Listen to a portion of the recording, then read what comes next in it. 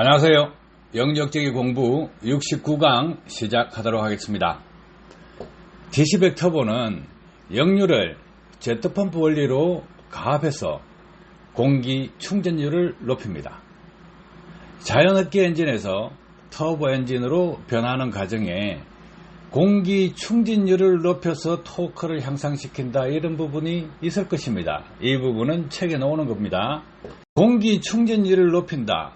터보가 작동되지 않는 회전수, 즉 1500rpm, 1250rpm, 1000rpm 밑에 단계에서 공기 충전율을 높일 수 있는 방법 있나요? 책에는 나오지 않을 것입니다. 왼쪽 사진에 자연흡기 엔진, 가변흡기 엔진, 터보 엔진, 이렇게 세 가지가 있습니다. 자연흡기 엔진은 에어커린을 통과한 흡입 공기가 엔진 내부로 바로 들어갈 수 있게 하는 방식입니다. 또 가변흡기 엔진은 일반인들이 알고 있는, 책 속에 알고 있는 그런 내용과는 달리 흡입 공기 유로가 저속 회전에서는 길게, 고속 회전에서는 짧게, 또 광경을 확대하는 이런 방법을 사용하는 것입니다. 가변흡기 밸브 시스템과는 다른 것입니다. 자, 저속 회전에서는 흡입관의 길이를 길게 한다. 어떤 원리를 이용하느냐? 관성의 법칙을 이용하는 것입니다. 자연 법칙에서 조금씩 응용해서 활용하는 것입니다. 자, 터보 엔진은 배기가스 속도를 활용해서 터빈을 돌리고 그 터빈의 반대쪽에 있는 임펠러를 돌려서 공기를 가압시킨다. 이렇게 가압시킴으로 해서 공기 충전율을 높이는 것입니다. 터보가 회전할 때 고속으로 돕니다. 해서 공기와 임펠러가 부딪히면서 발생하는 열, 그 열이 일정 온도 이상 올라가기 때문에 인터쿨러라는 냉각기를 거칩니다. 해서 산소 밀도를 높여주는 것입니다. 자, 이 세 가지 엔진 하나같이 가지고 있는 문제점이 무엇이냐? 낮은 회전수에서 공기 충전율을 높일 수 있는 방법이 적용되지 않았다, 이겁니다. 낮은 회전수에서 공기 충전율을 높이기 위해서는 어떻게 하면 될 것인가, 이 부분을 생각을 해보시기 바랍니다. DC100 터보는 엔진 내부 힘으로 공기를 압축합니다. 공기 충전율을 높인다는 것입니다. 엔진 내부 힘, 엔진에 데미지를 주고 손실을 발생하고 엔진 성능을 저하시키는 이 엔진 내부의 힘, 무엇일까? 역류입니다. 흡기 말행정에서 압축 시작 행정, 또 오버랩 타이밍에 발생하는 역류, 이 부분을 활용해서 저속 회전, 토크를 향상시킬 수 있는 공기 충전율을 높이는 것입니다. 자, DC100 터보는 제트펌프 원리로 가동되는 것입니다. 터보 엔진이라 하더라도 저속 회전에서는 토크를 향상시킬 수 있는 방법이 없었습니다. 터보가 정상적으로 퍼포먼스가 나오지 않는 저 RPM 영역입니다. 또 가변흡기 엔진에서도 해결될 수 없는 부분, 자연흡기 엔진에서도 해결될 수 없는 부분, 이런 부분을 해결한 것입니다. 자, 가변흡기 엔진 이렇게 한번 보겠습니다. 저속 회전에서 광경 길이를 길게 한다. 그렇게 하면 관성의 법칙으로 인해서 쭉 가는 길이가 깁니다.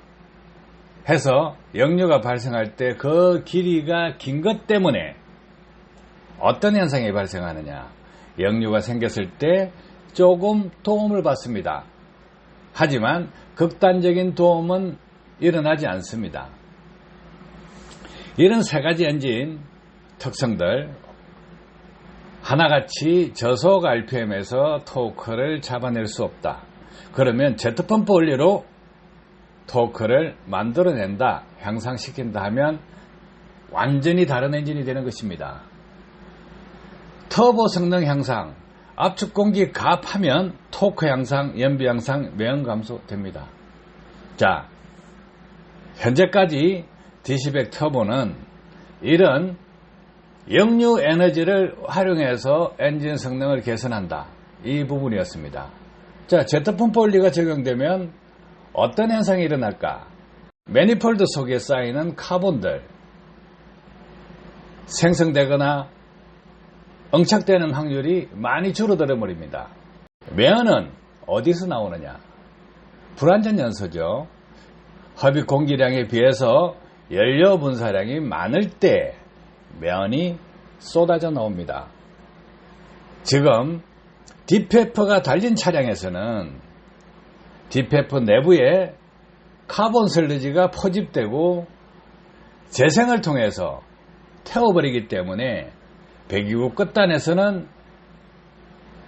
매연이 보이지 않습니다. 하지만 무엇보다 중요한 것은 연소실 내부에서 카본 발생량이 줄어야 된다. 그 카본 발생량을 줄이기 위해서는 어떻게 해야 될 것인가? 공기가 부족한 현상, 저속 RPM에서 해결해 줘야 된다, 이겁니다. 또 운전자가 순간적으로 가속 페달을 푹 밟았을 때 공연비가 14.7대 1이나 디젤차의 14.5대 1이 아닌 3대 1, 4대 1까지 떨어져 버립니다. 그러면 3대 1, 4대 1까지 떨어지는데 기어비가 오르막길을 탈 때 12단 화물차다 하면 3단, 4단으로 올라갈 수가 있어요. 그러면 어떤 현상이 생기느냐?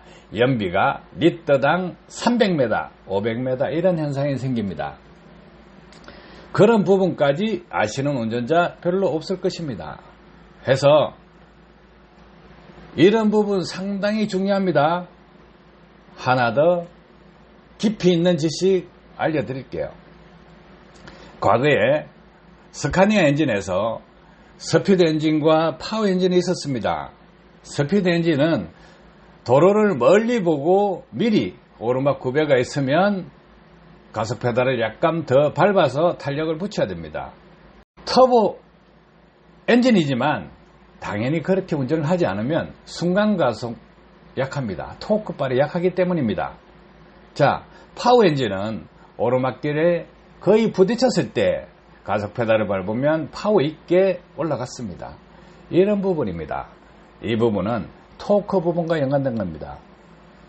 자동차 메이커에서는 실도로에 운전 습관을 반영하지 못합니다. 운전자가 어떻게 나올지 모르니까.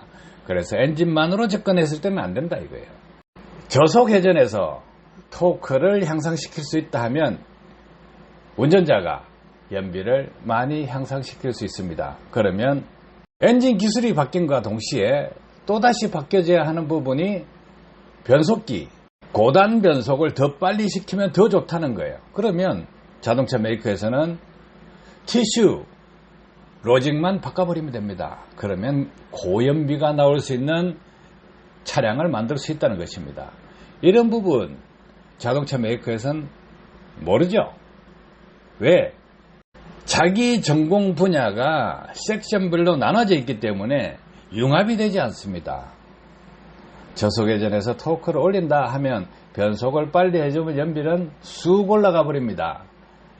자, 그러면 이 엔진, 자연흡기 엔진, 가변흡기 엔진, 터보 엔진, 그리고 DC100 터보, 이 기술 네 가지를 합쳐서 보면 상당히 메리트가 있는 엔진이 나올 수가 있습니다. 기본적인 내용들은 네이버 카페에 DC100 터보를 검색하시면 유튜브에 공개된 내용들을 일목요연하게 항목별로 다 정리해서 올려놨습니다. 제가 건 10개월 정도 제가 가지고 있는 경험에 의한 지식들을 많이 공유해 뒀습니다. 투명하게 수평적 커뮤니케이션을 통해서 거짓 없고 가감없이 진실된 내용 정직하게 올려줬습니다. 배우실 분들은 배우시기 바랍니다. 책 속에 나와 있지 않는 기술이라고 해서 안 된다, 엉터리다 할 필요 없습니다. 충분하게 검토하시고 맞냐 틀리냐 공부하시고 조금 도움을 얻어가시기 바랍니다. 엔진이 출시된 이후 엔진 성능 개선을 위해서 많은 부분에서 개발이 됐습니다. 그 개발된 기술들은 단순합니다. 공기냐, 전기냐, 연료냐, 구조적인 문제냐, 이런 부분을 가지고 연구 개발을 해왔는데 커먼 레일 엔진 뭡니까? 단순합니다. 실린더 내에 연료를 고압으로 분사시켜서 무화시킨다, 이런 논리입니다. 어떻게 고압으로 분사시킬 수 있겠느냐, 이렇게 단순한 거죠. 유니트 인젝터 방식도 마찬가지입니다.